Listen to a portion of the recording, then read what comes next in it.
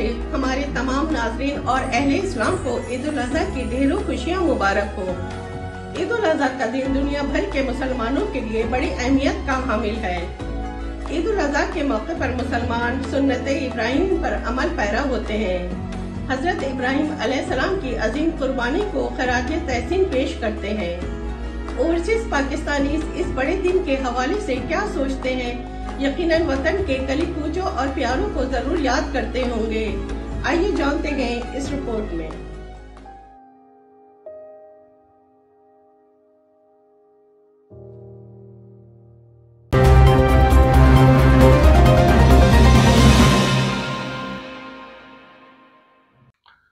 बिस्मिल्लाहिर्रहमानिर्रहीम। Thank you एमरेस news.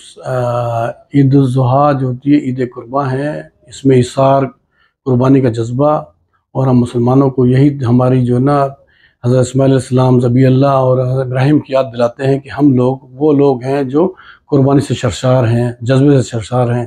तो हमें चाहिए कि हम सेक्रीफाई का जो अमल है उसके मुताबिक टॉलरेंस को अपनाएं, कानून को एहतराम करें, चाहे पाकिस्तान में हो चाहे यहाँ पर हो, और हम एक बड़ी मजबूत कौम बन के दिखाएँ दुनिया को। और यही मेरा पैगाम यहाँ यूएई में बहुत बड़ी कम्युनिटी को यही है कि हम अपनी मजबूती से और अपने आप को मनवाएं हर शोबे के अंदर, और चाहे वो एजुकेशन का हो, चाहे वो जनाब स्किल वर्किंग का हो, या किसी जनाब किसी इदारे का हो, प्रोफेशनल जॉब्स का हो, उसमें बहुत चीज़ें रिक्वायर्ड हैं। तो आई होप सो कि पाकिस्तानी तबका इस पर बहुत ध्यान देगा और तमाम बिजनेसमैन तबका यहाँ पर इस मुल्क के लिए बहुत ही मेहनत कर रहा है हर शोबे के अंदर। मैं अप्रिशिएट करता हूँ। थैंक यू वेरी मच एमरेस न्यूज़।